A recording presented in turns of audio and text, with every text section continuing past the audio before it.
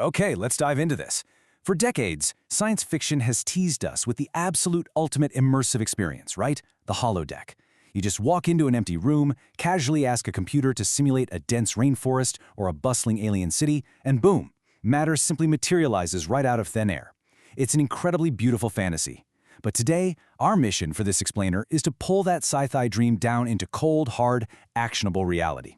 We're going to look at the actual, concrete 2035 engineering roadmap for building a functional, interactive, AI-driven hologram room grounded entirely in cutting-edge spatial computing and physics. To get us there, let's quickly walk through our roadmap for today. We'll start with 1, the Star Trek myth, then hit 2, the hard limits of physics, and 3, building the stacked illusion.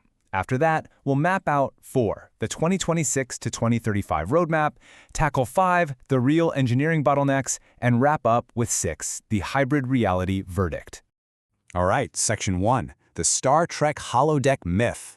Prepare yourselves because we're about to break a few sci-fi hearts with the harsh realities of human engineering.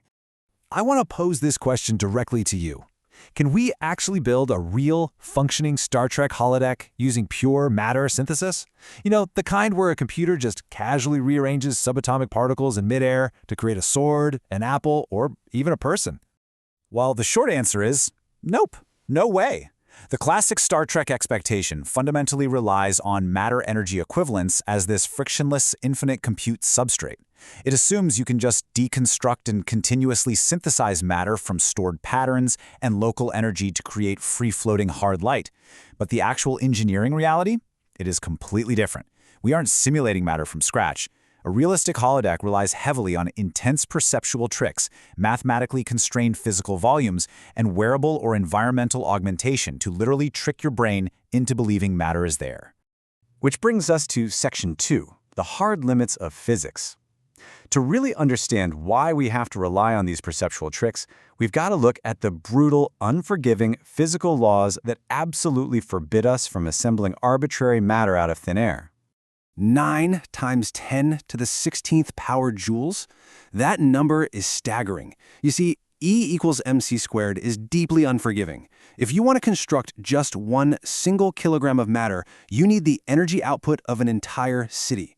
Creating actual mass requires controlled particle formation that we simply do not and practically cannot possess. And honestly, the energy budget is just the start.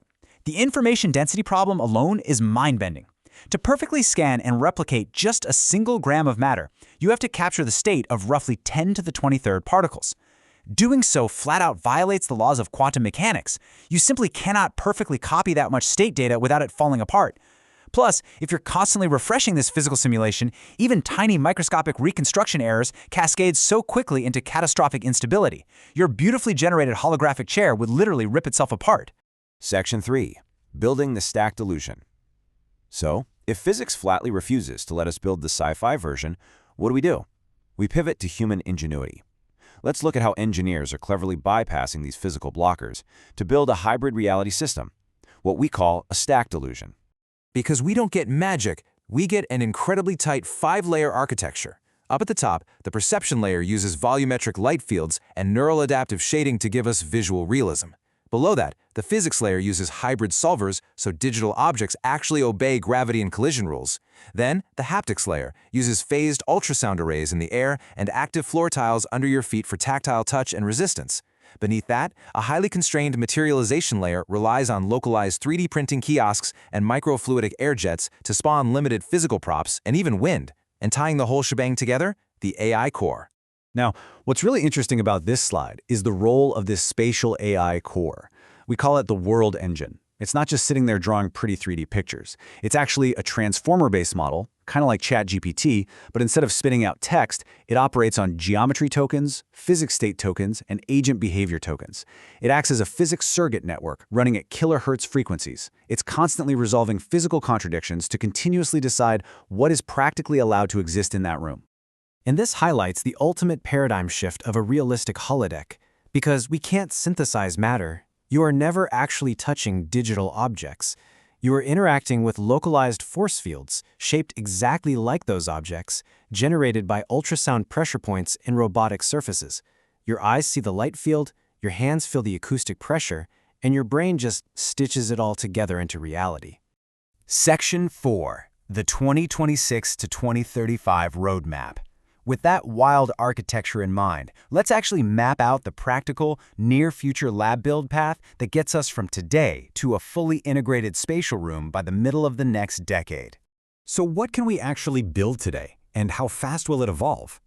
The timeline is honestly faster than you might think, but it definitely happens in very distinct hardware-gated phases. Let's move to and see how this builds across the next decade. In Phase 1, between 2026 and 2028, we start with AI-driven spatial AR. Think next-gen headsets combined with real-time neural scene reconstruction. The holograms are there, but they're invisible without the headset. By Phase 2, up to 2031, we actually drop the headset dependency. We introduce light-field wall panels and volumetric fog chambers, so multiple people can see the floating 3D visuals with their bare eyes. In Phase 3, around 2033, we integrate tactile holography, those mid-air ultrasound haptics and shape-changing floors.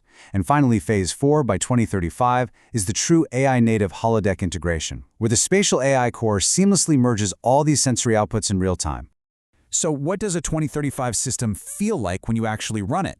Imagine this. You walk into the room and ask for a forest. Step 1, your voice triggers the system. Step 2, the AI world engine synthesizes the geometry, physics, and rules.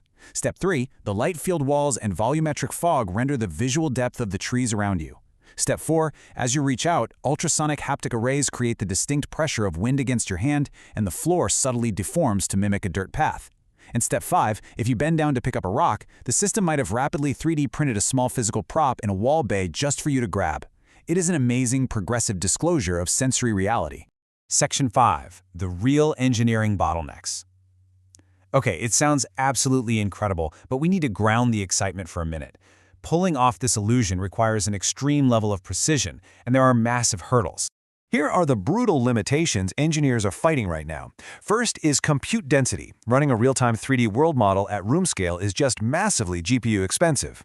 But the absolute most critical one is this second point, the sub-20 millisecond motion-to-photon latency budget. If your hand moves, the light field and the ultrasound pressure must update in less than 20 milliseconds. If they miss that window, the objects feel floaty and your brain instantly rejects the illusion. Game over. We also have to overcome the tricky physics of light field angular resolution, the fact that ultrasound haptics are still pretty coarse compared to solid matter, and of course, major safety constraints so these robotic surfaces don't accidentally injure anybody.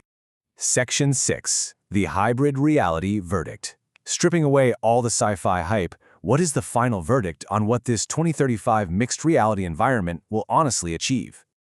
So the crucial point is this. What we will achieve is nothing short of spectacular. We're looking at near-perfect visual immersion, deeply dynamic AI-driven environments, and genuine tactile interaction using ultrasound and active floors. But what we will absolutely not achieve are those free-floating hard light constructs in open air, and we for sure won't have unlimited Star Trek arbitrary matter creation. To really lock this concept in, I love this quote directly from our source material. A realistic holodeck is not matter from energy.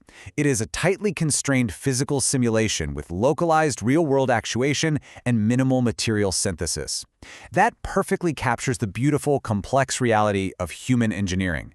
It's not magic, you guys. It's a brilliant, tightly orchestrated symphony of perception, physics, and AI. Which leaves us with one final lingering thought. Knowing that absolutely everything in that room, from the wind brushing your face to the tree trunk you lean your hand against, is a perfectly calculated, beautifully engineered illusion built specifically to trick your human senses. Are you ready to step into the holodeck of 2035? Thank you so much for exploring this spatial computing roadmap with me. Keep wondering, keep learning, and I'll catch you in the next explainer.